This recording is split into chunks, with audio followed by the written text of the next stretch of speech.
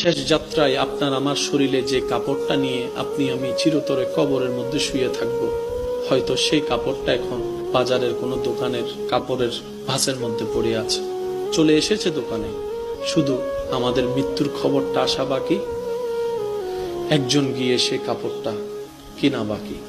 হয়তো আপনি আমি সেই রাস্তা দিয়ে বারবার হেঁটে যাচ্ছি দিনে, যে রাস্তায় পাশে কবরস্থানে আপনাকে আমাকে আজীবন শুয়ে থাকতে হবে।